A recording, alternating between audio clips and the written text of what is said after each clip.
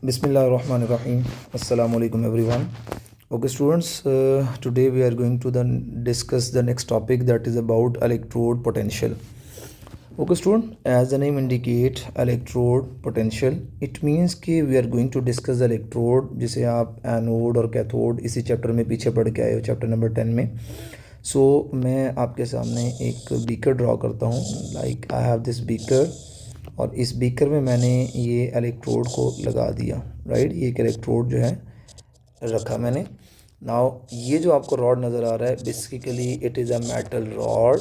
Right, और हमने यहाँ पर जो भी ये मेटल है, उसी मेटल का आप कह लें कि हमने इलेक्ट्रोलाइट ले लिया. राइट, फॉर एग्जांपल मैंने 1 मोलर जिंक सल्फेट का एक्वा सॉल्यूशन ले लिया. राइट स्टूडेंट, ये आ जाएगा यहाँ पर मेटल के आयंस आ जाएंगे. राइट, सॉल्यूशन की फॉर्म में Zn+2 और ये सल्फेट के आयंस यहाँ पड़े होंगे.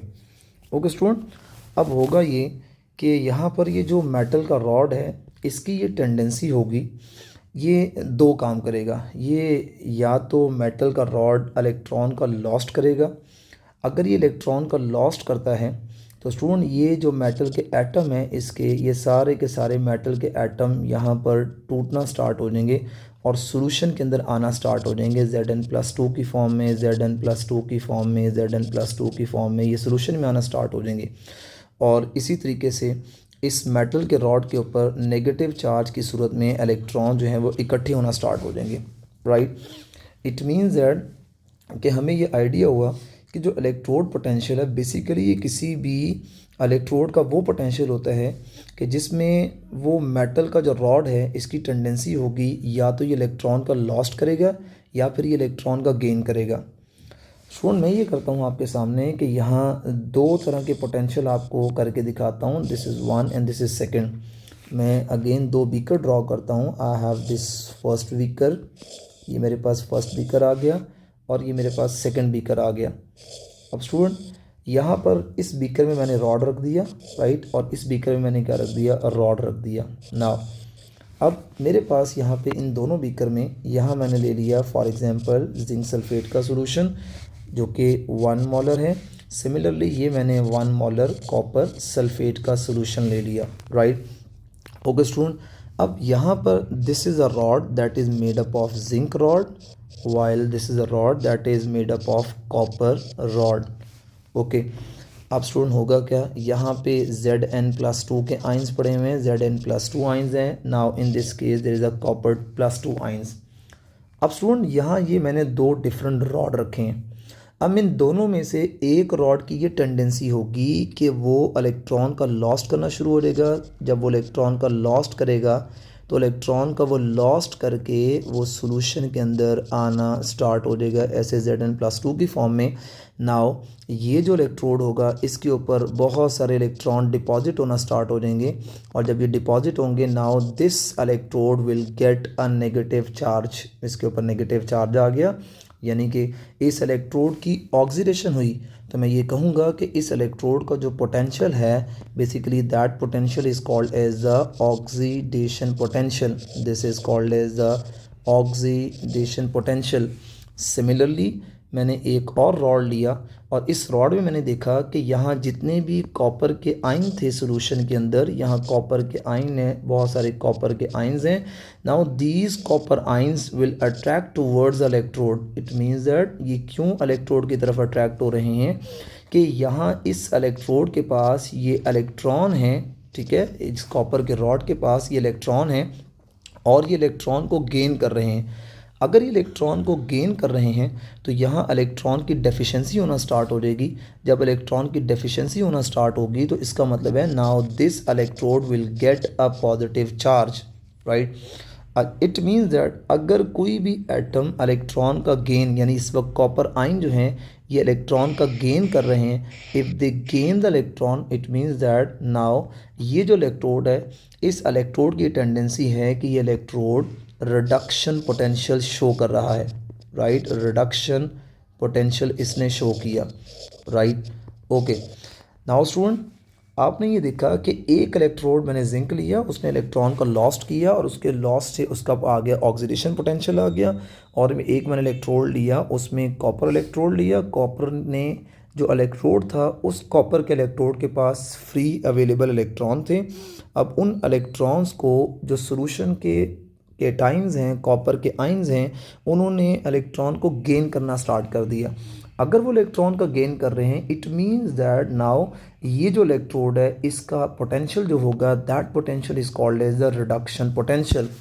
स्टूडेंट, अगर मैं इक्वेशन लिखना चाहूँ तो मैं इक्वेशन यूँ लिखूँगा कि जिंक एटम सॉलिड फेज के अंदर इन्होंने इलेक्ट्रॉन का लॉस्ट किया। जब इन्होंने इलेक्ट्रॉन का लॉस्ट किया तो ये कन्वर्ट हो गए Zn+2 और ये एक्वस हो गए और ये 2 इलेक्ट्रॉन का लॉस्ट हो गया।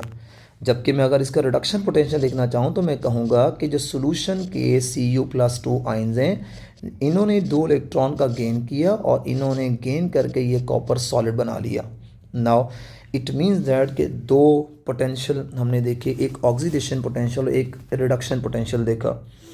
नाउ स्टूडेंट, आप ये देखेंगे कि हमारे दोनों सेल के अंदर बेसिकली हुआ क्या है, जब एक ऑक्सीडाइज हुआ तो एक के ऊपर काफ़ी सारा नेगेटिव चार्ज आ गया। जब नेगेटिव चार्ज आया, यहाँ सोल्यूशन में पॉजिटिव चार्ज पड़ा हुआ है। तो स्टूडेंट, हम एक बात जानते हैं कि जिसे हम पोटेंशियल डिफरेंस कहते हैं, कि पोटेंशियल डिफरेंस कब क्रिएट होता है, जब चार्ज की सेपरेशन हो। देखो यहाँ ये नेगेटिव चार्ज है और नीचे पॉजिटिव चार्ज है, तो इसका मतलब ये हुआ इस रॉड के अंदर एक पॉजिटिवनेस और नेगेटिवनेस, यानी कि मैं लिख सकता हूँ कि जिंक के रॉड के ऊपर क्या हुआ है कि जिंक के रॉड के ऊपर इन केस ऑफ जिंक, हमने जिंक के अंदर देखा, in case of zinc rod there is a negativeness, इसके ऊपर बहुत ज़्यादा नेगेटिवनेस है। एंड जो हमारे सॉल्यूशन में आयंस हैं, and positiveness of the ions in the solution, जिससे क्या होगा, जब एक इलेक्ट्रोड पे नेगेटिव चार्ज है, नीचे पॉजिटिव चार्ज है, तो यहाँ पर चार्ज सेपरेशन की वजह से क्या क्रिएट हो जाएगा, यहाँ पर पोटेंशियल डिफरेंस इज क्रिएट, एक पोटेंशियल डिफरेंस जो है वो क्रिएट हो जाएगा। Now potential difference is create, okay. तो इट मीन्स दैट स्टूडेंट, जब ये पोटेंशियल डिफरेंस क्रिएट हो गया तो इस पोटेंशियल डिफरेंस के क्रिएट होने से हमें आइडिया हुआ कि भाई एक रॉड जो है वो ऑक्सीडाइज हुआ और एक रॉड क्या हुआ, रिड्यूस हुआ। तो स्टूडेंट, अगर मैं इसकी डेफिनेशन लिखना चाहूँ तो मैं इलेक्ट्रोड पोटेंशियल की ये डेफिनेशन लिख सकता हूँ कि इसमें क्या होगा कि ये टेंडेंसी होती है, tendency of an electrode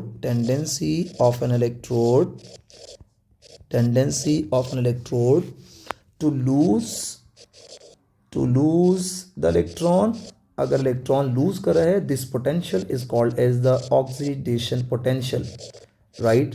similarly, एक तो ये बात होगी और मैं साथ ही ये कहूँगा और क्या होगा कि या फिर क्या होगा, और इलेक्ट्रोड क्या करेगा, गेन ऑफ इलेक्ट्रॉन। अगर वो गेन ऑफ इलेक्ट्रॉन कर रहा है, now this potential is called as the reduction potential of that electrode, now student, this is called as electrode potential, right। तो स्टूडेंट, हमें अब तक ये बात समझ आई है कि हमने ये देखा कि सिंपली कोई भी हमने रॉड लिया, उसको जब उसके आयन में रखते हैं, उसके अपने ही आयन्स के अंदर, तो इलेक्ट्रोड के 2 तरह के पोटेंशियल होते हैं, या तो वो इलेक्ट्रोड ऑक्सीडाइज होगा या वो इलेक्ट्रोड रिड्यूस होगा। मैंने आपके सामने जिंक रॉड और कॉपर के रॉड की मिसाल से समझाने की कोशिश की। और यहाँ पर एक और इम्पॉर्टेंट बात आपको पता है कि गैल्वेनिक सेल में हम पढ़ के आ चुके हुए हैं कि ये जो नेगेटिव चार्ज इलेक्ट्रोड है जिसने इलेक्ट्रॉन का लॉस्ट किया है, now this is called as the anode, this will act as a anode. और जिसके ऊपर पॉजिटिव चार्ज है, जिसने इलेक्ट्रॉन का गेन किया है, it will act as a cathode, right. So student, ये इसकी डेफिनेशन होगी और यहाँ ये मैंने आपको कुछ बातें बताई regarding electrode potential, okay student. Now अब हमने ये देखना है कि व्हाट आर द फैक्टर्स, कौन से ऐसे फैक्टर्स हैं जिन पे इलेक्ट्रोड पोटेंशियल डिपेंड कर रहा होता है। Factors that affect the electrode potential, right? मैं E डॉट P लिख रहा हूँ। नाउ स्टूडेंट वो कौन कौन से फैक्टर्स हैं? सो वो फैक्टर्स आपके पास ये होंगे। Number one, the first of all very important factor and that is about the nature of electrode. Student आपने अभी देखा कि नेचर ऑफ इलेक्ट्रोड में जब मैंने जिंक इलेक्ट्रोड को लिया तो जिंक ने इलेक्ट्रॉन का लॉस्ट किया, वाइल कॉपर ने इलेक्ट्रॉन का क्या किया, गेन किया। It means that electrode potential जो है वो नेचर ऑफ इलेक्ट्रोड पे डिपेंड कर रहा है। सिमिलरली दूसरा पॉइंट, सेकेंड पॉइंट ये है concentration of the ions. Student आपने ये देखा कि मैंने यहाँ पर जो जिंक है मैंने जिंक को 1 मोलर लिया और कॉपर सल्फेट के सोल्यूशन को मैंने कितना लिया, 1 मोलर लिया। इट मीन्स दैट अगर मैं 1 मोलर ले रहा हूँ तो मेरे पास इलेक्ट्रोड पोटेंशियल कुछ आएगा।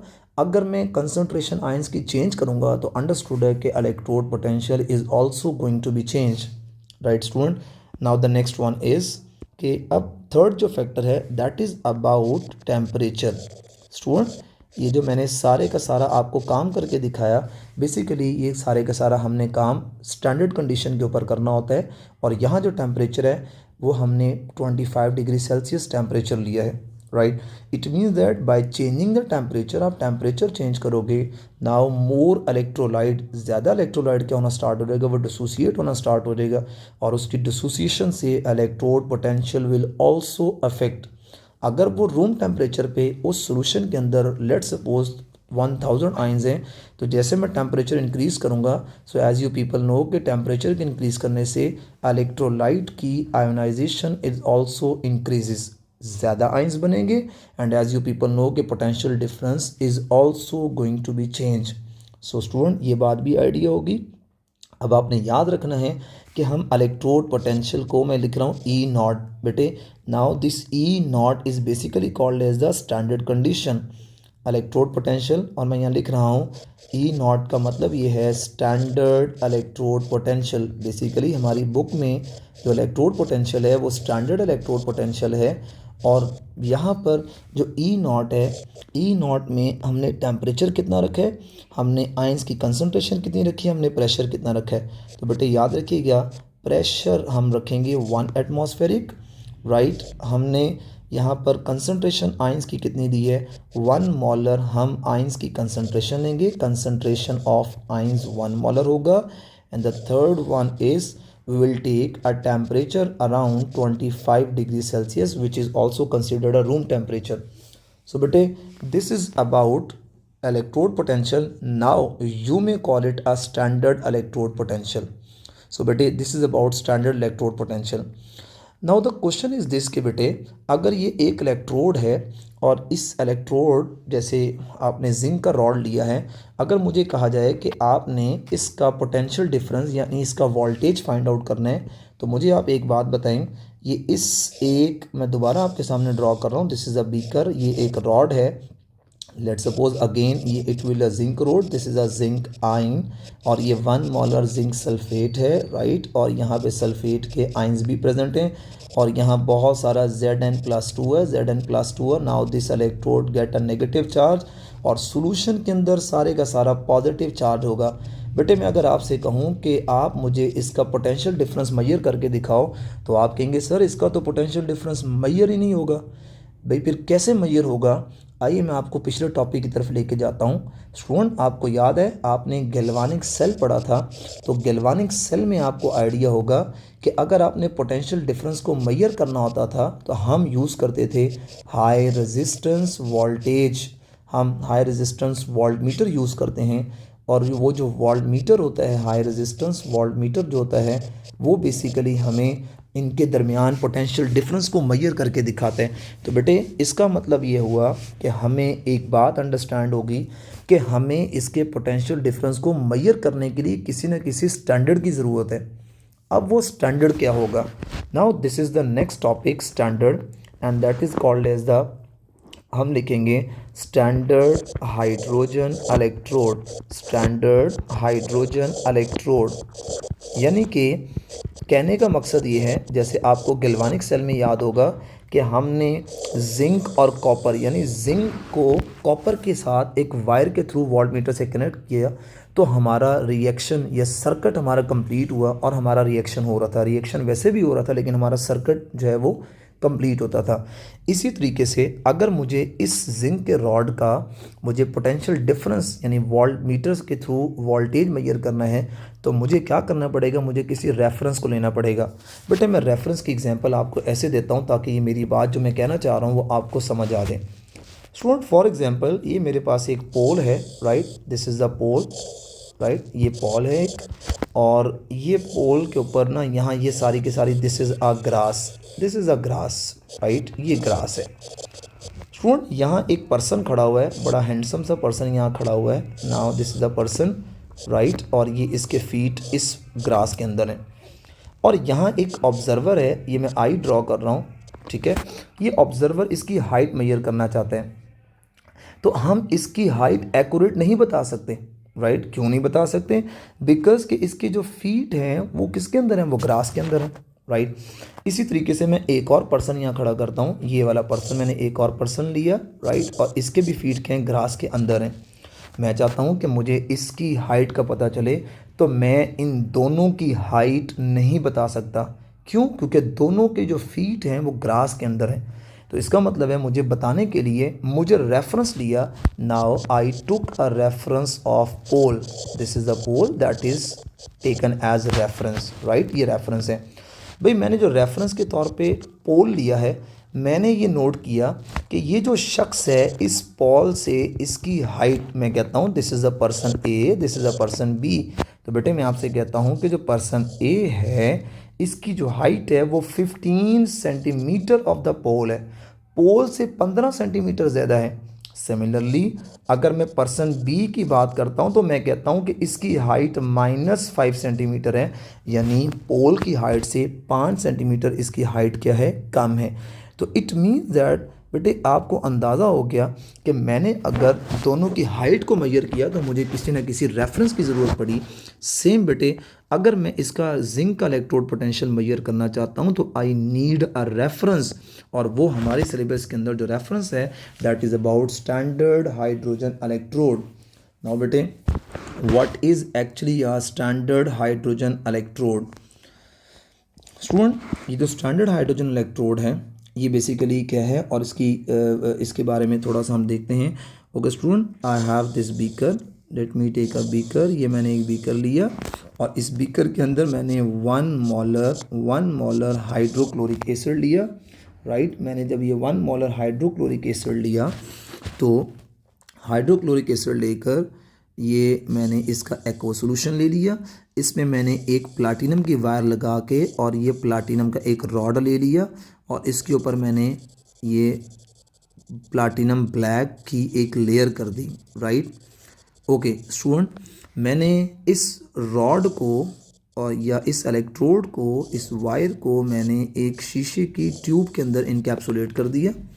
नाउ ये जो आपको ओपनिंग नज़र आ रही है, इस ओपनिंग में यहाँ से हम बाहर से हाइड्रोजन गैस को इनलेट करते हैं। ये सप्लाई ऑफ हाइड्रोजन गैस है।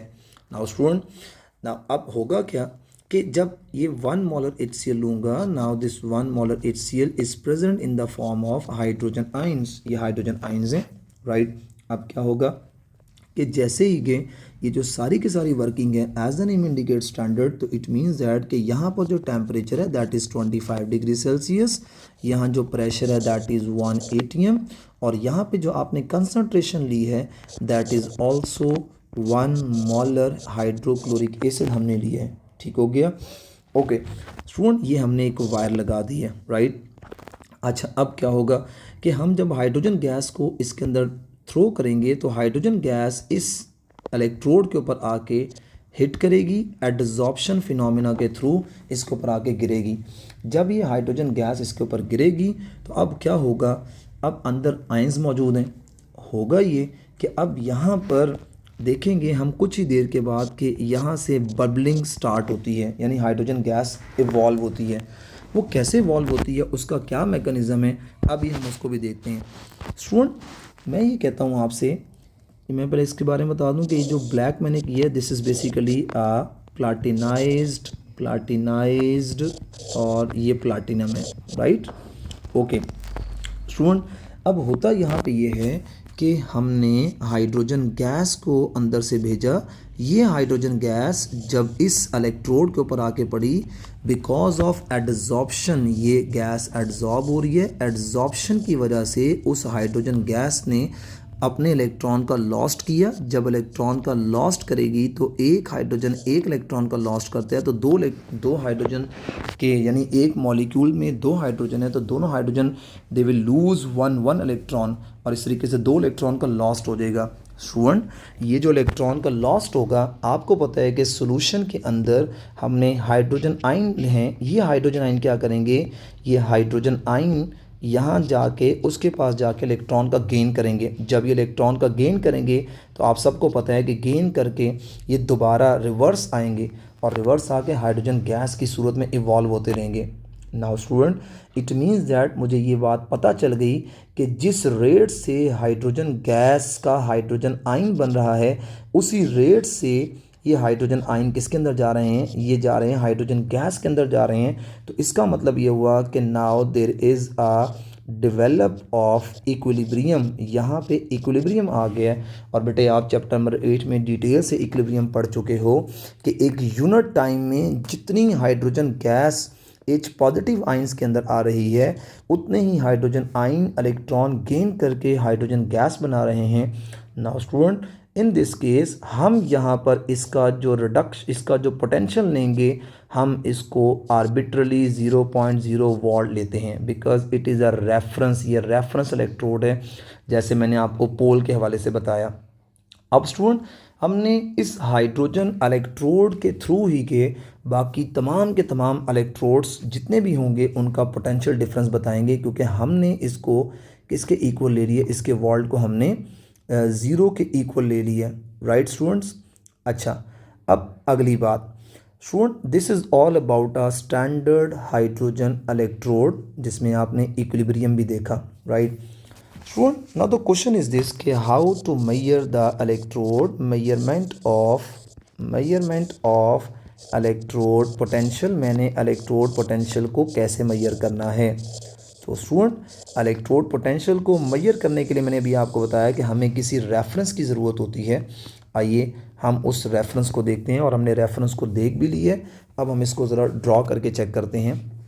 लो ओके स्टूडेंट, मैं आपके सामने अगेन यहाँ पर एक बीकर ड्रॉ कर रहा हूँ। This is the beaker and this beaker contain rod. ये एक इलेक्ट्रोड है, राइट। और इस इलेक्ट्रोड को मैं सपोज करता हूँ मैंने 1 मोलर जिंक सल्फेट ले लिया, राइट। और यहाँ पे Zn+2 बहुत सारे और सल्फेट के आयंस मौजूद हैं, राइट स्टूडेंट। मैंने इसका पोटेंशियल डिफरेंस फाइंड करना है, तो मैं कैसे फाइंड आउट करूँगा, आइए देखते हैं। स्टूडेंट, आपको पता है कि यहाँ पे इसके ऊपर नेगेटिव चार्ज क्रिएट हो जाएगा, तो मुझे ये करना पड़ेगा कि मुझे इसको बाहर वायर के साथ कनेक्ट करके, मुझे यहाँ पर जाकर वोल्टमीटर से कनेक्ट करके, और बाहर इस तरफ मुझे एक रेफरेंस इलेक्ट्रोड लगाना पड़ेगा, and that reference electrode would be called as the standard hydrogen electrode. वो एक स्टैंडर्ड हाइड्रोजन इलेक्ट्रोड है। मैंने ये इसका बीकर भी ड्रॉ कर दिया, और इसके बीकर में H पॉजिटिव आयन और क्लोराइड आयन्स हैं, and it will be a 1 molar solution of HCl। और हम यहाँ से हाइड्रोजन गैस को इनलेट करना स्टार्ट करेंगे। नाउ स्टूडेंट, अब क्वेश्चन ये है कि ये वोल्ट मीटर किसकी रीडिंग देगा। अब सवाल ये है कि ये वोल्ट मीटर ने किसकी रीडिंग देनी है। स्टूडेंट, अब ये वोल्ट मीटर किसकी रीडिंग देगा, आइए उसको देखते हैं। अच्छा, अब हमने करना क्या है कि ये जो जिंक आयन है, और यहाँ पे हमने हाइड्रोजन का इलेक्ट्रोड लिया है। मैंने आपको कहा कि हाइड्रोजन का इलेक्ट्रोड जो है, हमने उसके वोल्टेज को 0.00 ले लिया। स्टूडेंट, आप ये देखें कि ये जो मैंने जिंक का इलेक्ट्रोड ड्रॉ किया, इसके ऊपर बहुत सारा नेगेटिव चार्ज है, यानी इसके ऊपर बहुत सारे इलेक्ट्रॉन्स हैं। इसका मतलब ये हुआ जिंक हाइड्रोजन के कंपैरिजन में जो जिंक है, zinc is more reactive metal than hydrogen, zinc is more reactive metal than hydrogen. भाई क्यों ऐसा? बिकॉज हम कह सकते हैं कि जिंक जो होता है, because zinc has low ionization energy, और आयोनाइजेशन एनर्जी अगर लो होगी तो क्या होगा? Because zinc has low ionization energy and more reactivity. जितनी रिएक्टिविटी ज़्यादा होगी, जिंक का इलेक्ट्रॉन लॉस्ट करना, इलेक्ट्रॉन को लूज़ करना उतना ही क्या हो जाता है? आसान हो जाता है, राइट। अच्छा, अब स्टूडेंट इसने इलेक्ट्रॉन का लॉस्ट कर दिया। अब जो जिंक है वो हाइड्रोजन के कंपैरिजन में ज़्यादा इलेक्ट्रॉन लूज़ करेगा, तो इसके ऊपर ज़्यादा नेगेटिव चार्ज आएगा। जबकि अगर मैं हाइड्रोजन के इलेक्ट्रोड के ऊपर भी नेगेटिव ड्रॉ कर दूं, क्योंकि यहाँ पे जो हाइड्रोजन गैस आ रही है, वो हाइड्रोजन गैस आके जब एड्जॉर्ब हो रही है, तो यहाँ पर भी इलेक्ट्रॉन का आप देख रहे हैं कि यहाँ पर भी इलेक्ट्रॉन का लॉस्ट है। लेकिन स्टूडेंट आप ये देखें कि किस इलेक्ट्रोड पर नेगेटिव चार्ज ज़्यादा है। जिसके ऊपर जितना ज़्यादा नेगेटिव चार्ज होगा, वोल्टमीटर के अंदर उसकी रीडिंग आ जाएगी। और हम सपोज करते हैं कि यहाँ पर जो जिंक की जो वैल्यू है, जिंक की ऑक्सीडाइज होने की, जो इसने इलेक्ट्रॉन लॉस्ट की है, हमें वोल्टमीटर इसकी वैल्यू दे देगा 0.76 वोल्ट। बेटे मैंने माइनस का साइन क्यों लगाया? इसलिए माइनस का साइन लगाया कि हाइड्रोजन इलेक्ट्रोड के कंपैरिजन में zinc has the more tendency to lose electron. यहाँ इलेक्ट्रॉन ज़्यादा लॉस्ट हैं, तो लिहाजा यहाँ पे वोल्ट मीटर में ये हमेशा जिंक इलेक्ट्रोड के वोल्टेज को शो करेगा, राइट। ये हमने इसका वोल्टेज देख लिया और हमने लिखा कि यहाँ जो मुझे रीडिंग शो हो रही है जिंक की, that is about reduction E not of zinc जो मुझे शो हो रहा है, ई नॉट ऑफ जिंक जो मुझे शो हो रहा है, इलेक्ट्रोड पोटेंशियल शो हो रहा है, that is 0.76 volt, right. Student मैं आपको कुछ और बातों से भी चीज़ें को अंडरस्टैंड करता हूँ। आइए स्टूडेंट मैं आपके सामने एक और एग्जांपल ले लेता हूँ। आई हैव दिस एग्जांपल। मेरे पास एक ये रॉड है और अब मैं यहाँ पे रॉड लेने लगा हूँ। ये मैंने रॉड ले लिया and this rod is basically made up of copper, और यहाँ पे मैंने 1 मोलर कॉपर सल्फेट का सोल्यूशन ले लिया। This is Cu+2 and SO4 2-, right. Student मैंने इस इलेक्ट्रोड को वायर के साथ बाहर वोल्टमीटर से कनेक्ट करके और मैंने यहाँ पर स्टैंडर्ड हाइड्रोजन इलेक्ट्रोड ले लिया और ये मैंने एक शीशे की ट्यूब के अंदर इसको इनकैप्सुलेट कर दिया और यहाँ मैंने ये बीकर ले लिया and this beaker is basically 1 molar HCl। Now student अब यहाँ पे क्या होगा? यहाँ पे ये होगा कि जो कॉपर है ना, ये कॉपर के ऊपर भी नेगेटिव चार्ज है, ये भी इलेक्ट्रॉन का लॉस्ट करेगा because it is a metal. और यहाँ पे जो हाइड्रोजन वाला इलेक्ट्रोड है, मैं देखें इसके ऊपर ज़्यादा नेगेटिव चार्ज शो कर रहा हूँ। इट मीन्स दैट ये मुझे शो कराना चाह रहा है कि जो हाइड्रोजन है, hydrogen has the more tendency to lose the electron than copper. It means that कि जिंक ने ज़्यादा इलेक्ट्रॉन को लॉस्ट किया है। अब हाइड्रोजन इलेक्ट्रोड पे ज़्यादा इलेक्ट्रॉन है, यानी हाइड्रोजन गैस ज़्यादा एब्जॉर्ब होकर ज़्यादा इलेक्ट्रॉन का लॉस्ट कर रही है। नाउ ये जो इलेक्ट्रोड है वो ज़्यादा नेगेटिव चार्ज हो गया है और कॉपर का जो इलेक्ट्रोड है वो कम नेगेटिव चार्ज है। अगर नेगेटिव चार्ज कॉपर का कम है, मैंने अभी आपको बताया कि ये जो वोल्टमीटर है ये सिर्फ और सिर्फ रीडिंग देगा जो इलेक्ट्रोड आपने कनेक्ट की है, क्योंकि हमने हाइड्रोजन के वोल्ट को, इलेक्ट्रोड पोटेंशियल को हमने 0.00 वोल्टेज ली है। तो वोल्ट मीटर में जिसकी भी रीडिंग आएगी वो हमेशा किसकी रीडिंग आएगी? जो साथ आपने मेटल के इलेक्ट्रोड को कनेक्ट किया है। तो मैं इलेक्ट्रोड पोटेंशियल लूँगा, इलेक्ट्रोड पोटेंशियल ऑफ कॉपर लूँगा। अब देखें अगर लेस नेगेटिव चार्ज है, कॉपर के ऊपर कम नेगेटिव चार्ज है, तो बेटे हम कम नेगेटिव चार्ज को पॉजिटिव साइन से लिखेंगे और इसकी जो इलेक्ट्रोड पोटेंशियल है दैट इज़ 0.3 वोल्ट। तो बेटे मुझे ये बात अंडरस्टैंड हो गई कि मैंने इन दोनों एग्जाम्पल के अंदर एक बात ये अंडरस्टैंड की है कि हमने जब भी मेजरमेंट करनी है इलेक्ट्रोड पोटेंशियल की, तो हमने इलेक्ट्रोड पोटेंशियल की मेजरमेंट कैसे करनी है, हमने स्टैंडर्ड के साथ दूसरे इलेक्ट्रोड को लगा देना है, और जो दूसरा इलेक्ट्रोड होगा हमने देखना है कि वो उस इलेक्ट्रोड के ऊपर कम नेगेटिव चार्ज है या ज़्यादा नेगेटिव चार्ज है। बेटे ज़्यादा नेगेटिव चार्ज का मतलब ये होगा कि वो ज़्यादा इलेक्ट्रॉन का लॉस्ट कर रहा है, और जो हाइड्रोजन होगा वो भी इलेक्ट्रॉन, उसके ऊपर भी इलेक्ट्रॉन होंगे लेकिन कम इलेक्ट्रॉन होंगे। इसका मतलब है कि साथ लगा हुआ इलेक्ट्रोड जो है वो ज़्यादा इलेक्ट्रॉन का लॉस करेगा। तो इलेक्ट्रॉन का लॉस ज़्यादा होने से वोल्ट मीटर पे सिर्फ और सिर्फ जो वोल्टेज आ रहा होगा वो उस इलेक्ट्रोड का आएगा।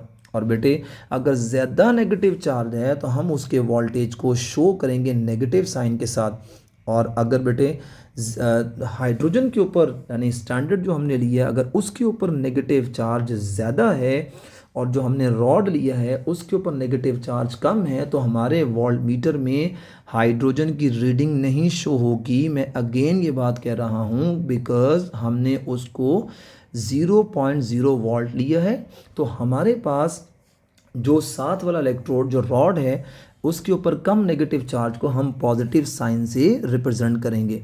स्टूडेंट ये था हमने कि कैसे इलेक्ट्रोड पोटेंशियल को मेजर करना है। अब स्टूडेंट यहाँ पे अगर मैं आपसे सवाल करूँ कि कौन एनोड होगा कौन कैथोड होगा, तो बेटे आप कहेंगे सर ये हाइड्रोजन के पास ज़्यादा इलेक्ट्रोड है, ज़्यादा एक्सेस ऑफ इलेक्ट्रॉन है, it will get a negative charge. बेटे जो नेगेटिव चार्ज होता है it will act as a anode, now this copper will act as a cathode. It means that आपको ये बात भी अंदाज़ा होगी कि यहाँ से इलेक्ट्रॉन इस तरफ ट्रैवल करना स्टार्ट हो गए, राइट। सो एक तो बात आपको ये अंडरस्टैंड हो गई, ठीक हो गया। Okay student, now the next one is के how to calculate the what is the formula जो आप यूज़ करके आप निकाल सकते हैं इलेक्ट्रोड सेल पोटेंशियल कैलकुलेट कर सकते हैं कि इस सेल से कितना वोल्टेज हमें मिला।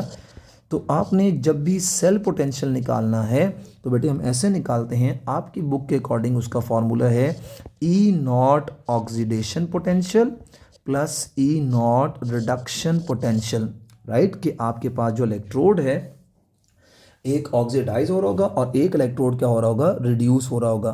तो स्टूडेंट हम कैसे उसको फाइंड आउट करेंगे, हमारे पास ये फार्मूला है, ठीक हो गया स्टूडेंट। अब हमने ये देखा कि जो मैं अगर आपको इसका पोटेंशियल निकाल के दिखाऊं, क्या नाम है, सेल पोटेंशियल निकाल के दिखाऊं जिंक का, कि जिंक का सेल पोटेंशियल क्या होगा, तो बेटे आपने अभी ये ऊपर, बल्कि मैं आपको यहाँ इसके सामने लिख के दिखाता हूँ तो फिर आपको ज़्यादा अच्छा क्लियर होगा। बल्कि मैं आपको पहले कॉपर का निकाल के दिखाता हूँ तो आपको आसानी हो जाएगी। ओके बेटे ये मैंने ले लिया, ई नॉट मैं निकालने जा रहा हूँ कॉपर का, राइट। तो मैं सेल की जगह लिख रहा हूँ कि मैं कॉपर का निकालने जा रहा हूँ, ठीक है।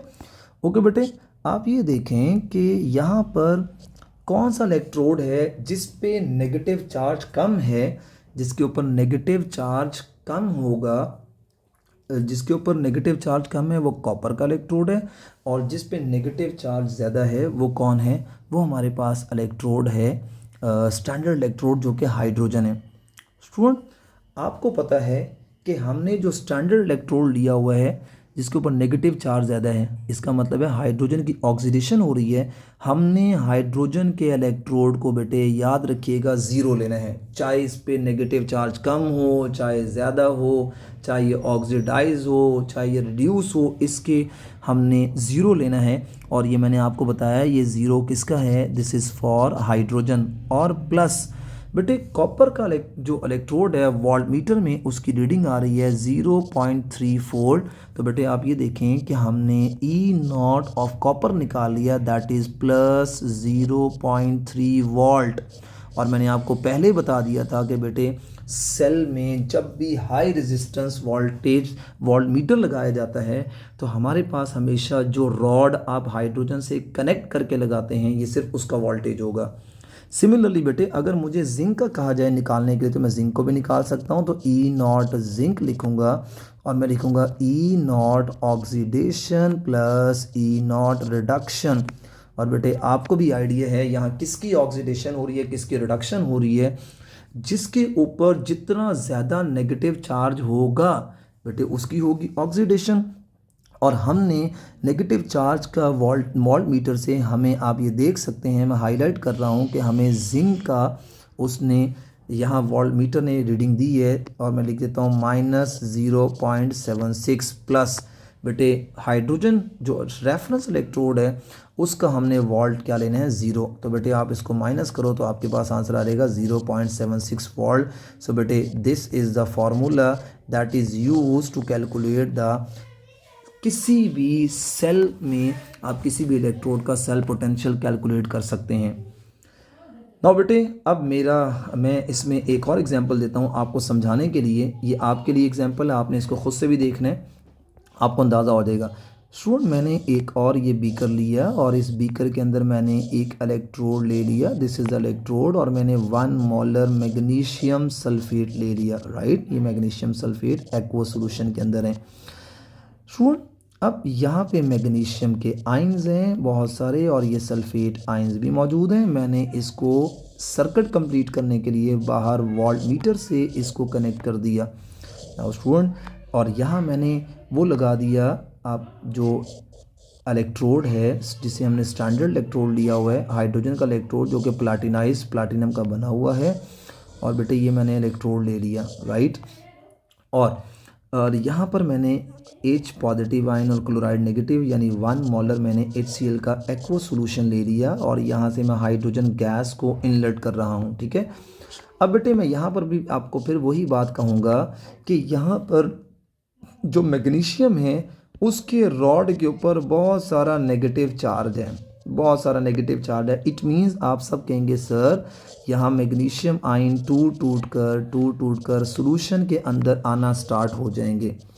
और बेटे यहाँ जो जो हाइड्रोजन का इलेक्ट्रोड है यहाँ पे नेगेटिव चार्ज कम है, तो आप ये कहेंगे कि सर मैग्नीशियम जो है ये मोर रिएक्टिव है, मैग्नीशियम इज़ मोर रिएक्टिव। और इसने मोर रिएक्टिव होने के साथ साथ इसने क्या किया, लूजिस इलेक्ट्रॉन रैपिडली, इसने रैपिडली इलेक्ट्रॉन का लॉस्ट कर दिया। जब इसने रैपिडली इलेक्ट्रॉन का लॉस्ट कर दिया तो बेटे ये नेगेटिव हो जाएगा, दिस इज़ एनोड, और वहाँ पे जो हाइड्रोजन होगा इसके ऊपर आ जाएगा चार्ज, आ जाएगा positive charge, and it will act as a cathode. और बेटे यहाँ से इलेक्ट्रॉन की ट्रैवलिंग इस तरफ स्टार्ट हो जाएगी। अब जब इस तरफ स्टार्ट होगी ये इलेक्ट्रॉन इस तरफ आते आते हाइड्रोजन के पास आना स्टार्ट हो जाएंगे, और हाइड्रोजन के आयन जो हैं वो इन इलेक्ट्रॉन को गेन करके इट विल स्टार्ट, यहाँ से बबलिंग होना स्टार्ट हो जाएगी, राइट। सो स्टूडेंट आपको अगर मैं पूछूं कि वोल्ट मीटर किसकी रीडिंग देगा, किसका वोल्टेज देगा, योर आंसर इज सर कि वो मैग्नीशियम का वोल्टेज देगा। और मैग्नीशियम की जो रीडिंग होगी बेटे वो जो E0 ऑफ मैग्नीशियम होगा वो नेगेटिव साइन के साथ होगा, वट एवर वो जो भी नेगेटिव साइन के साथ है। मैं एक एग्जाम्पल वैसे रैंडमली ले रहा हूँ, ये 2.7 वोल्टेज दे दिया। इसका मतलब ये हुआ कि बेटे हमने मैयर कर लिया वोल्टेज ऑफ क्या नाम है मैग्नीशियम का वोल्टेज मैयर कर लिया, एंड दैट इज़ -2.7 वोल्ट, ठीक हो गया। अब स्टूडेंट इसका मतलब ये हुआ कि हमें काफ़ी हद तक, ये मैंने 3 एग्जांपल दी हैं और बहुत सारी बातें आपको अंडरस्टैंड हो जानी चाहिए। लेकिन स्टूडेंट अब हम जो टॉपिक डिस्कस करने जा रहे हैं दैट इज़ वेरी इंटरेस्टिंग। आप देखेंगे उसमें हम एक निमोनिक के साथ एक नया टॉपिक स्टार्ट करने जा रहे हैं, और उस नए टॉपिक के अंदर अब हम कुछ चीज़ें देखते हैं कि ये जो हमने सारी बातें पढ़ी हैं, ये जो मेजरमेंट कर रहे हैं, आइए ये मेजरमेंट कैसे हुई आपको पता चल गया। अब हमने इसकी रीडिंग्स, हमें कैलकुलेटेड रीडिंग्स मिलेंगी। Okay student, now the next topic is that is called as the electrochemical series. Now बेटे what is actually electrochemical series, आइए फर्स्ट ऑफ ऑल हम इसकी डेफिनेशन देखते हैं।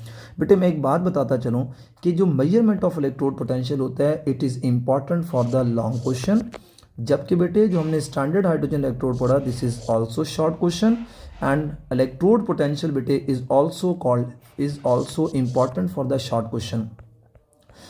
नाउ स्टूडेंट हमने इस सारे काम से मेजरमेंट से एक लंबी सी सीरीज बना ली है, ठीक है। तो मैं अगर डेफिनेशन लिखूँ इसकी तो मैं लिखूँगा when elements when elements are arranged when elements are arranged in increasing order of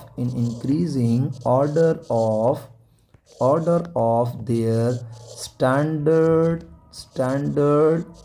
electrode potentials किसकी बेस पे किया था? On the basis of hydrogen scale. हमने हाइड्रोजन स्केल को रेफरेंस मानते हुए ऑन हाइड्रोजन स्केल बेटे now it is called as this series is called as the ECS electrochemical series। So okay बेटा, ये तो होगी इसकी डेफिनेशन होगी। अब स्टूडेंट ये जो सीरीज़ है, ये बेसिकली सीरीज़ जो है ना वो किस मॉड में बनाई गई है? It is basically reduction mode के अंदर जो है ये बनाई गई है, right.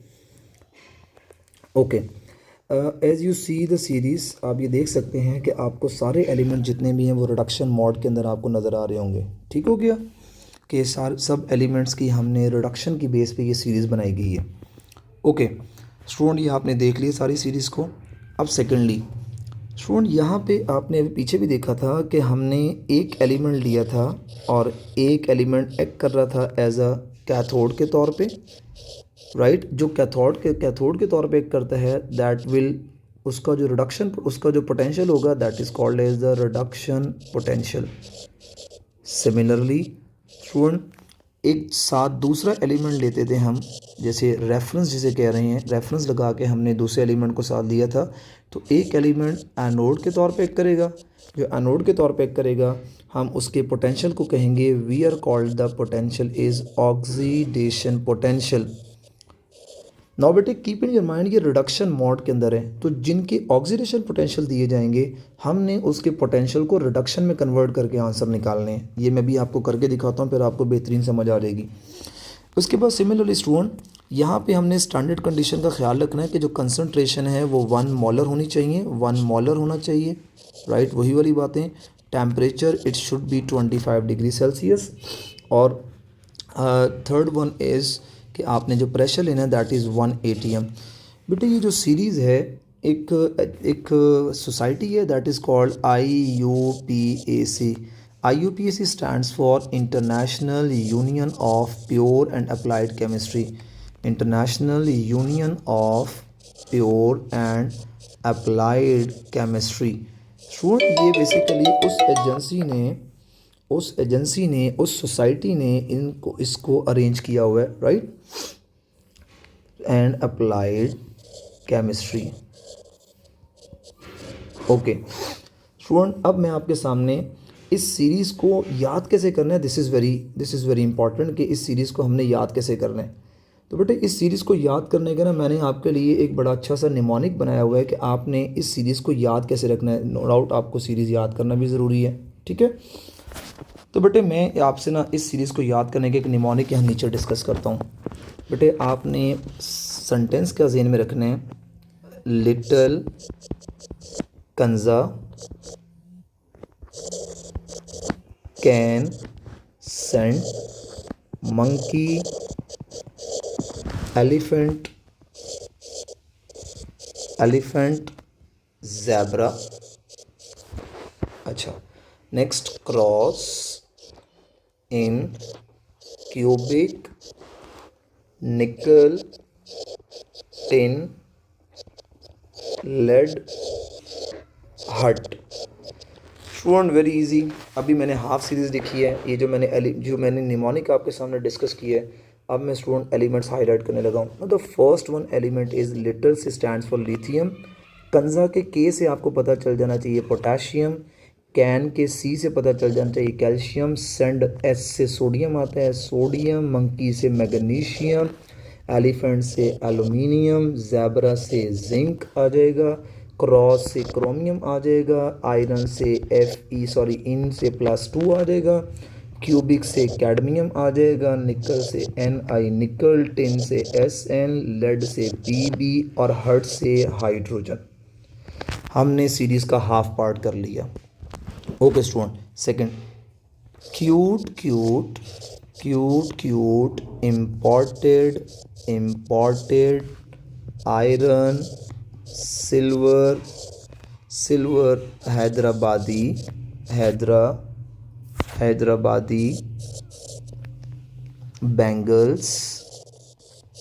bangles collect all over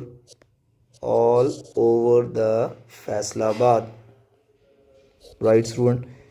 now this is very interesting mnemonic जो कि आपको सीरीज़ को याद करना आसान हो जाएगा, सीरीज़ को अंडरस्टैंड करना आसान हो जाएगा अगर आपको ये निमोनिक याद है, तो आप बहुत सारे क्वेश्चंस को सॉल्व कर सकते हैं। अभी आप देखिएगा, हम जब एप्लीकेशंस पढ़ेंगे तो आपको आइडिया हो जाएगा।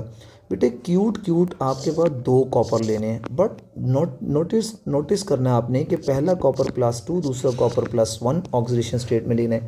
इम्पॉर्टेड से आयोडीन आप ले लेंगे, आयरन Fe+3 ले लेना क्योंकि पीछे हमने Fe+2 ले लिया था। सिल्वर का Ag साइन होता है, हैदराबाद के H से मरकरी हो जाएगा, बेंगल से ब्रोमीन हो जाएगा, कलेक्ट से क्लोरीन हो जाएगा, ऑल ओवर से गोल्ड हो जाएगा एंड फैसलाबाद से फ्लोरीन। नाउ बेटे this is very interesting mnemonic जो कि आपको सीरीज़ याद करना आपके लिए मैंने आसान कर दी है कि हमने सीरीज़ को कैसे माइंड में रखना है, राइट? और सीरीज़ याद करना भी आपको अब आसान हो जाएगा। ठीक हो गया स्टूडेंट्स? ओके स्टूडेंट, ये तो रिगार्डिंग हो गया अबाउट सीरीज़ कि मैंने सीरीज़ की आपको निमोनिक बता दिया और याद करने का वे बता दिया। नाउ बेटे द फर्स्ट वन एप्लीकेशन हम इसकी डिस्कस करने जा रहे हैं and that first one application is basically prediction of the feasibility of reaction, right? अब मैं आपसे एप्लीकेशन डिस्कस करने जा रहा हूँ, applications, right? Now the first one application is prediction of the feasibility of a chemical reaction। कोई भी chemical reaction कैसे होता है, उसकी क्या फिजिबिलिटी है। स्टूडेंट आइए अब हम उसकी फिजिबिलिटी देखते हैं। ठीक हो गया स्टूडेंट? अगर आप इस सीरीज़ को देखो, मैं आपको बताता हूँ, मैं 2 एलिमेंट लेने लगा हूँ, एक मैं जिंक और एंड कॉपर। मैं इन दोनों के बिटवीन देखना चाहता हूँ कि जब मैं इन दोनों इलेक्ट्रोड को वोल्टमीटर से कनेक्ट करूँगा तो वोल्टमीटर से कनेक्ट करके क्या ये रिएक्शन होगा या नहीं होगा। फिजिबल का मतलब है कि होगा या नहीं होगा। स्टूडेंट यहाँ कुछ बेसिक, इसको अंडरस्टैंड करने से पहले मैं सीरीज़ की कुछ बेसिक इन्फॉर्मेशन आपको आइडिया होना ज़रूरी है। कुछ बेसिक्स मैं आपको बताना चाहता हूँ, basic info about series, right? वो क्या है बेटे? सबसे पहले आपने एक बात याद रखनी है, जिस एलिमेंट का लोअर रिडक्शन पोटेंशियल होगा, लोअर रिडक्शन पोटेंशियल में E0 रिडक्शन लिख रहा हूँ, वो किसके तौर पे एक्ट करेगा? It will act as a anode. और बेटे जिसका हायर रिडक्शन पोटेंशियल होगा, it will act as a cathode. पहला पॉइंट याद हो गया। स्टूडेंट अगर मैं आपसे सवाल करूं, बेटे मुझे बताओ जिंक और कॉपर में कौन एनोड के तौर पे करेगा, कौन कैथोड के तौर पे? आप देखें जिंक का इलेक्ट्रो पोटेंशियल देखो कितना है, आपको नज़र आ गया। मैं अगर आपको कॉपर का कहता हूँ कि बेटे कॉपर का इलेक्ट्रोड पोटेंशियल देखो, तो आप कहेंगे सर हमें कॉपर का इलेक्ट्रोड पोटेंशियल नज़र आ गया। जिसका इलेक्ट्रोड पोटेंशियल कम होगा, it will act as a anode. और दूसरा क्या एक्ट करेगा, किसके तौर पे एक्ट करेगा? कैथोड के तौर पे एक्ट करेगा। First of all this is the basic point that you have to memorize, right? ये आपका पहला पॉइंट हो गया। Okay student, second important part क्या है कि अगर आपने किसी भी मेटल की रिएक्टिविटी चेक करनी है, रिएक्टिविटी ऑफ मेटल जो होगी, it is inversely proportional to the E0 of the reduction potential, right? वो रिडक्शन पोटेंशियल के इनवर्स होगी। नाउ ये रिएक्टिविटी भी देख ली जाए, अगर आपको कोई 2-3 मेटल्स देकर बात पूछी जाए तो आप फ़ौरन बता सकते हो। बेटे ये बड़े इंपॉर्टेंट की पॉइंट है जो कि पूरी एप्लीकेशन की समरी भी हैं। नाउ नेक्स्ट वन इज़, अगर आपसे रिएक्टिविटी ऑफ नॉन मेटल पूछा जाए, बेटे नॉन मेटल हमारी सीरीज़ में कौन कौन सा है? हमारी सीरीज़ में फ्लोरीन, क्लोरीन, ब्रोमीन और आयोडीन, राइट? तो रिएक्टिविटी ऑफ नॉन मेटल की अगर बात की जाए तो बेटे नॉन मेटल वो ज़्यादा रिएक्टिव होगा जिसका रिडक्शन पोटेंशियल ज़्यादा होगा। बेटे आप सीरीज़ को देख सकते हैं, फ्लोरीन का रिडक्शन पोटेंशियल 2.8 है, जबकि बेटे आप इसकी कंपैरिजन में क्लोरीन या ब्रोमीन का देख लो तो fluorine is much more reactive than that of fluorine, right? ये बात भी आपको अंडरस्टैंड हो गई।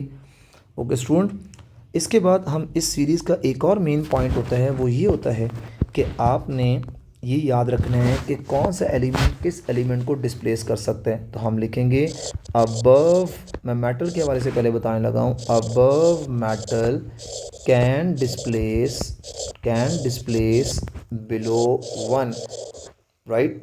ऊपर वाला मेटल नीचे वाले मेटल को डिस्प्लेस कर सकता है। अभी मैं आपको ये एग्जांपल से बात अंडरस्टैंड करवाता हूँ। नेक्स्ट पॉइंट जो है, कौन सा नॉन मेटल के स्टूडेंट याद रखिएगा, बिलो नॉन मेटल जो है वो क्या करेगा, below non metal can displace above 1, वो ऊपर वाले को क्या कर सकता है, डिस्प्लेस कर सकते हैं। बेटे आपने सेल पोटेंशियल कैसे कैलकुलेट करना है वो भी आपको आइडिया होना चाहिए। सेल पोटेंशियल कैलकुलेट करने के लिए आपने वही फार्मूला ई naught oxidation plus E naught reduction आपने लिखना है, right.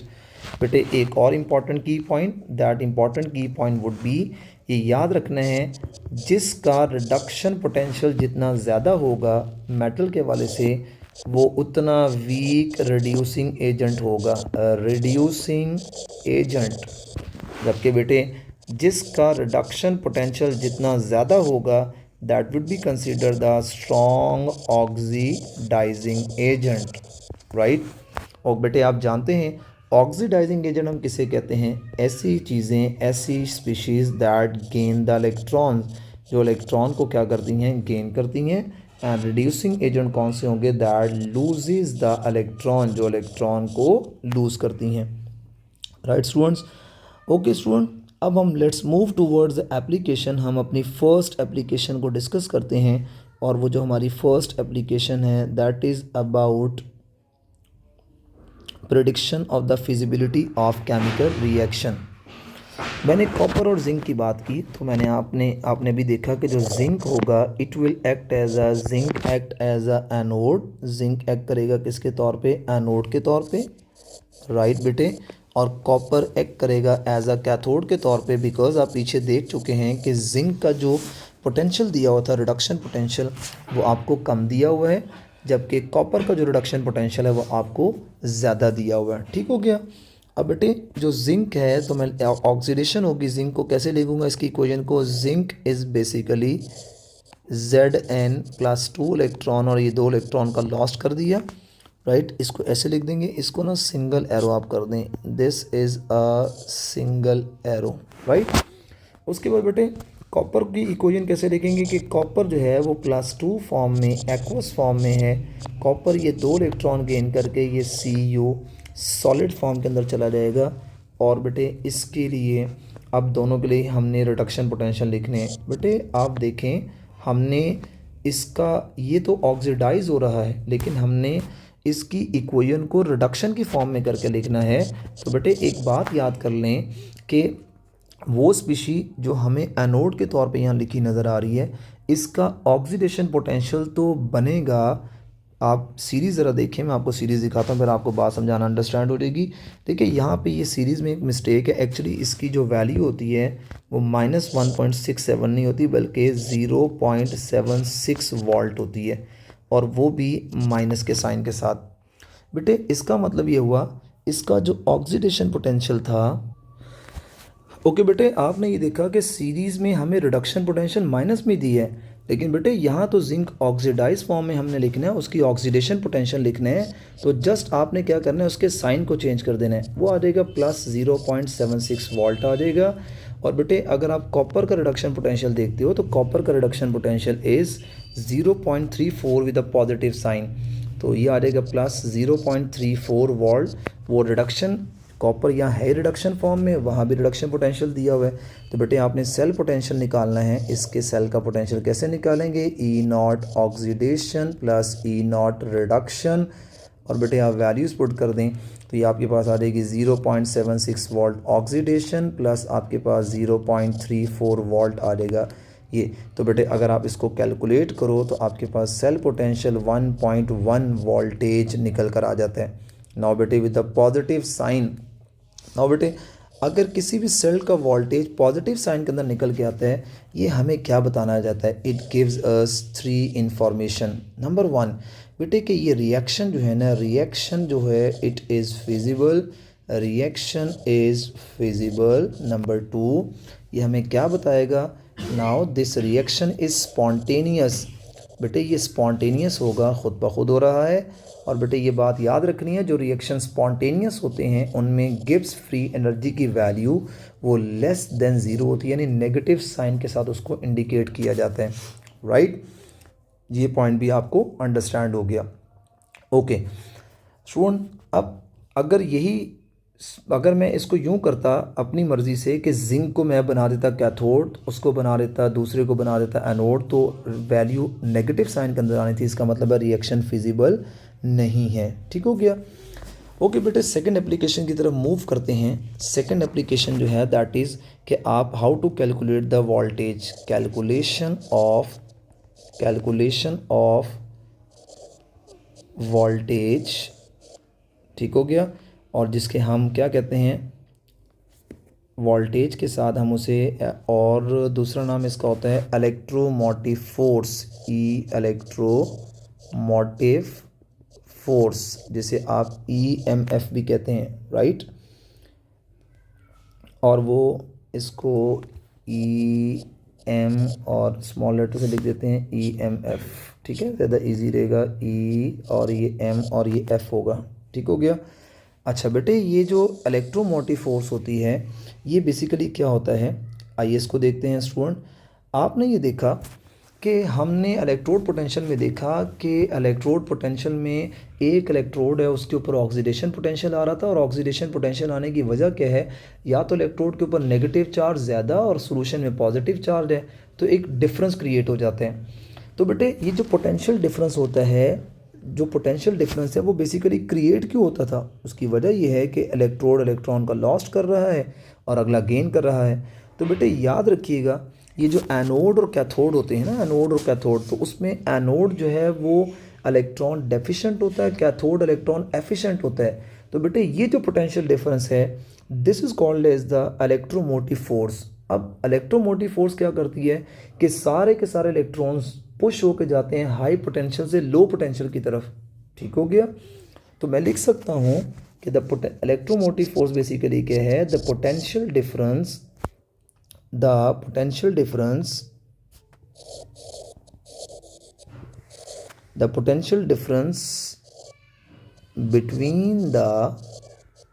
between the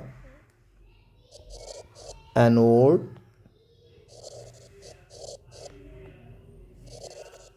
and cathode, between the anode and cathode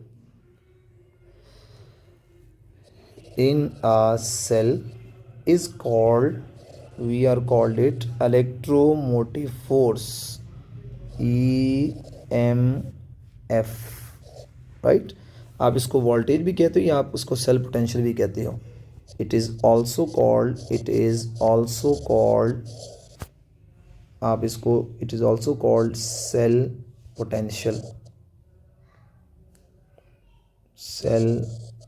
potential भी कहते हैं। ठीक है?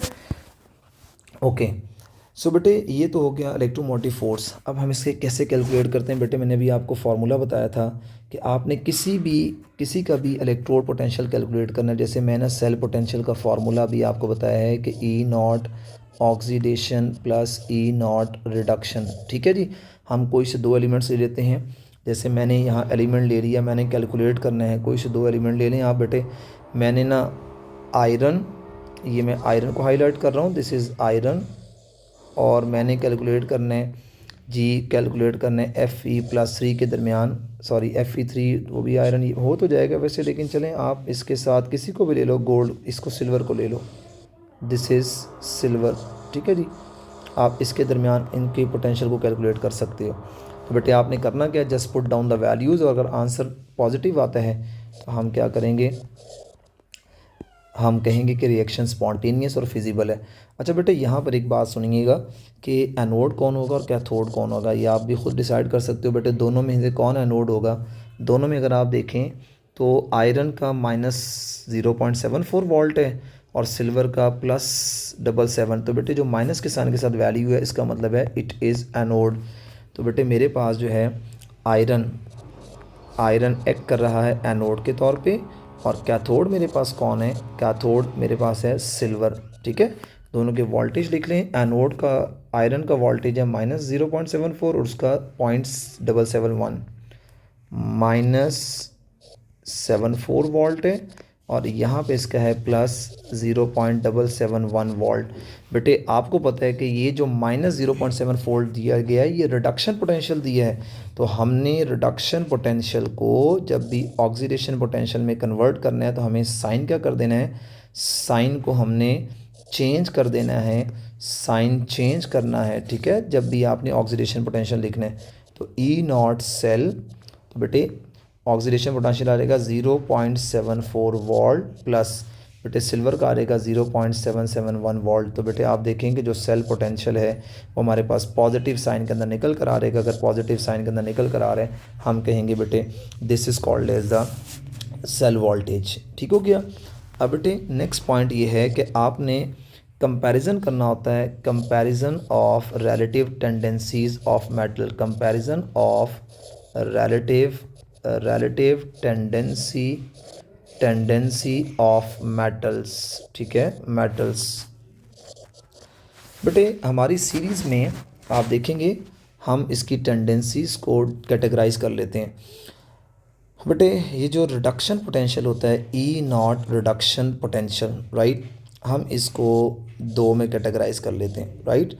एक रिडक्शन पोटेंशियल पॉजिटिव में होगा, एक रिडक्शन पोटेंशियल किस में होगा? नेगेटिव में होगा। बेटे जिसका रिडक्शन पोटेंशियल पॉजिटिव होता है उसके लिए कुछ बातें। नंबर 1, जिनका रिडक्शन पोटेंशियल पॉजिटिव होता है उनकी क्या टेंडेंसी होती है? More tendency to gain the electron, वो इलेक्ट्रॉन को गेन करते हैं। नंबर 2, और किसके तौर पे एक्ट करते हैं? It will act as a cathode. और बेटे जिनका रिडक्शन पोटेंशियल जितना ज़्यादा होता है वो कौन से एजेंट होते हैं? They are called as the oxidizing agent.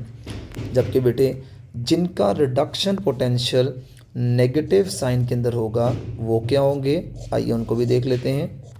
बेटे अगर नेगेटिव साइन के अंदर इसका रिवर्स करते जाओ उनकी टेंडेंसी क्या होगी? More tendency to lose the electrons, वो इलेक्ट्रॉन को लूज़ करेंगे and they will act as a anode and they will be called as the reducing agent. वो हमारे क्या होंगे? They are called as the reducing agent. बेटे ज़रा अगर आपको मैं सीरीज़ दिखाऊं तो सीरीज़ में आपको एरो नज़र आ रहा होगा। आप देख सकते हैं कि जो एरो डाउनवर्ड आ रहा है ऊपर से नीचे आते हुए ऑक्सीडाइजिंग स्ट्रेंथ बढ़ रही है, जबकि उसकी नीचे की तरफ और यहाँ से नीचे से ऊपर जाते हुए उसकी कौन सी स्ट्रेंथ बढ़ रही है? आप देख सकते हैं उसकी स्ट्रेंथ बढ़ रही है। That is called as a reducing potential, यानी रिड्यूसिंग एजेंट की स्ट्रेंथ बढ़ना शुरू हो गई है, राइट। तो ये आपको ऑलरेडी आइडिया होना ज़रूरी है। बेटे this is the third application. बेटे अगर फोर्थ एप्लीकेशन की बात की जाए तो फोर्थ एप्लीकेशन ये है कि आपने रिलेटिव क्या बताना होता है? Relative chemical reactivity of metals. तो बेटे मैंने अभी आपको एक बात बताई थी, जो मेटल्स होते हैं इनकी रिएक्टिविटी की बात की जाए तो रिडक्शन पोटेंशियल के जो है वो इन्वर्स होती है रिएक्टिविटी ऑफ मेटल्स, राइट। तो बेटे हम इसको कैटेगराइज कर लेते हैं। किस में कैटेगराइज करना है? हम रिडक्शन पोटेंशियल को कैटेगराइज कर लेते हैं। बेटे एक ही होगा जो हाईली रिएक्टिव मेटल्स हैं। बेटे हाईली रिएक्टिव मेटल्स अब कौन से होंगे? वो जिनका रिडक्शन पोटेंशियल क्या होगा? और लो होगा। यानी मैं लिख देता हूँ ई नॉट रिडक्शन, वो होगा मोर नेगेटिव रिडक्शन पोटेंशियल होगा। They are called as the highly reactive metal. और बेटे जो सीरीज़ में टॉप ऑफ द मेटल होते हैं, टॉप मेटल जो हैं, top metals are called as the highly reactive metals, right. बेटे आइए सेकंड पॉइंट डिस्कस करते हैं, जिसमें जो रिडक्शन पोटेंशियल होगा वो हम क्या लेते हैं? जो क्लोज टू हाइड्रोजन है, जो हाइड्रोजन के बिल्कुल पास मेटल्स हैं उनकी बात की जा रही है। Like we have lead, we have tin, we have nickel, right. इनकी रिएक्टिविटी मॉडरेट होगी। और बेटे थर्ड पॉइंट क्या है कि हमने वो देखने हैं जो वीकली रिएक्टिव मेटल्स हैं। वीकली रिएक्टिव मेटल्स जो हैं वो कौन से होंगे बेटे, that is E naught reduction. उनकी रिडक्शन की बात की जाए, रिडक्शन पोटेंशियल की बात की जाए, तो उनका रिडक्शन पोटेंशियल जो होगा वो पॉजिटिव साइन के साथ लिखा जाएगा।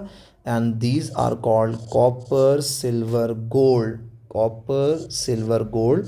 इनको बेटे एमसीक्यू के लिए याद रखना है, they are called as a coinage metal. हम इनको कॉइनेज मेटल्स भी कहते हैं, राइट बेटे।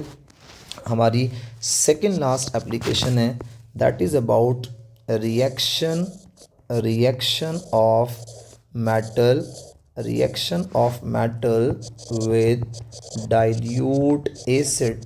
डाइल्यूट एसिड के साथ रिएक्शन। तो बेटे हम क्या करते हैं, रिएक्शन देखते हैं डाइल्यूट एसिड के साथ मेटल का, कि क्या मेटल के साथ रिएक्शन होता है और कौन मेटल के साथ रिएक्शन करेगा कि नहीं करेगा। बेटे याद रखिएगा, जब भी किसी भी मेटल को हमेशा एसिड के अंदर डाला जाता है, HA इज़ एसिड, तो बेटे याद रखिएगा वहाँ पे सॉल्ट बनता है और साथ हाइड्रोजन गैस वहाँ से इवॉल्व होती है, राइट बेटे। अब कौन से मेटल हैं बेटे, याद रखिएगा जिनका reduction potential lower, reduction potential जिनका होगा लोअर, ई नॉट रिडक्शन पोटेंशियल जिनका लोअर होगा, लो रिडक्शन पोटेंशियल मीन जिनकी वैल्यू नेगेटिव साइन के अंदर होगी, वो क्या करेंगे, can evolve hydrogen gas, can evolve hydrogen gas from the acid. वो एसिड से हाइड्रोजन गैस को इवॉल्व करेंगे। बेटे वो कौन से मेटल्स हैं, आप ले लो जिंक ले लो, आप कैल्शियम ले लो, आप मैग्नीशियम ले लो। और बेटे जिनका रिडक्शन पोटेंशियल क्या होगा, जिनका reduction potential higher reduction potential होता है, आई मीन कि जिनका रिडक्शन पोटेंशियल पॉजिटिव होगा, बेटे ये क्या करेंगे, ये कांट इवॉल्व हाइड्रोजन गैस, ये हाइड्रोजन गैस को इवॉल्व नहीं करेंगे। These metals are called as the copper, silver, gold etcetera, right. Student now the last one हमारी हेडिंग है, that is about displacement, displacement of one metal, displacement of one metal by another metal. आपने एक metal को दूसरे metal से कैसे displace करते हैं, तो बेटे मैंने आपको एक स्टार्ट में समरी में पॉइंट बता दिया था सीरीज़ में कि बेटे पॉइंट की याद रखना है कि वो above metal can displace below one. आपको नज़र आ रहा होगा मेरा पॉइंट नंबर लिखा हुआ 5th। तो बेटे इसको कैसे करने, हम क्या करते हैं, हमने फॉर एग्जांपल आयरन एक मेटल ले लिया, राइट, और हमने कॉपर सल्फेट का एक एक्वा सॉल्यूशन लिया। हम ये देखेंगे क्या ये रिएक्शन होगा या नहीं होगा। तो बेटे वो एलिमेंट जो हमने अकेला लिखा हुआ है, होना ये चाहिए कि इस मेटल को अबव होना चाहिए, इट शुड बी अबव, ताकि वो सॉल्ट से इसको निकाल सके। आप बेटे अगर आप सीरीज़ देखें तो आयरन और कॉपर को देख लें, तो बेटे आपको अंदाज़ा हो जाएगा कि आयरन यहाँ पर आपको नज़र आ रहा होगा, आयरन आपको नज़र आ रहा है कि बेटे इन this case iron is above the series. Iron जो है वो अबव है सीरीज़ में, ठीक है, आयरन अबव है सीरीज़ के अंदर। और यहाँ पर आप ये देखें कि जो कॉपर है ये बिलो द सीरीज़ है, मैंने हाईलाइट किया ब्लैक के साथ, ठीक है, ये आपको नज़र आ रहा होगा ब्लैक के साथ। तो बेटे इसका मतलब ये हुआ, ये रिएक्शन क्या करेगा, ये डिस्प्लेस कर देगा और यहाँ पे ये बन जाएगा आयरन सल्फेट बन जाएगा, और कॉपर यहाँ से क्या हो जाएगा, वो डिस्प्लेस हो जाएगा, हट जाएगा, यानी कि वो सॉलिड फेस के अंदर सेपरेट हो जाएगा। ठीक हो गया। इसी तरीके से बेटे अगर मुझे कहा जाए, मुझे एक और सॉल्ट दिया जाए, फॉर एग्जांपल मैं आपसे कहता हूँ कि बेटे I have copper plus silver nitrate, तो बेटे आप ये देखेंगे कि क्या ये रिएक्शन पॉसिबल है या नहीं है। तो हम ये देखेंगे कि कॉपर की पोजीशन देखनी है। तो बेटे कॉपर जो होता है ये अबव होता है, सिल्वर बिलो होता है। तो बेटे ये रिएक्शन होकर क्या बन जाएगा, it will react to make copper nitrate. इन्होंने कॉपर नाइट्रेट बना दिया और यहाँ से silver in the form of solid separate हो गया। ठीक हो गया बेटे। इसी तरीके से अगर मैं एक और इक्वेशन लूँ, Zn प्लस मैग्नीशियम सल्फेट, तो यहाँ पर हम देखेंगे कि क्या ये रिएक्शन फिजिबल है या नहीं है। तो बेटे आप ये देखेंगे कि जिंक जो है ये बेसिकली बिलो है, हालांकि इसको अबव होना चाहिए था, ये अबव है। इसका मतलब है जिंक इसको डिस्प्लेस नहीं करेगा, तो हम क्या लिखेंगे, नो रिएक्शन टेक्स प्लेस। बेटे this is very important point जो कि आपने याद रखना था। और बेटे this is all about electrochemical series, और हमने ये जो सारी बातें डिस्कस की हैं आपने इस सीरीज़ से रिलेटेड, मैंने निमोनिक बताया, मैंने इस सीरीज़ की स्टार्ट में ऑलमोस्ट सारी बातें आपको बता दी हैं।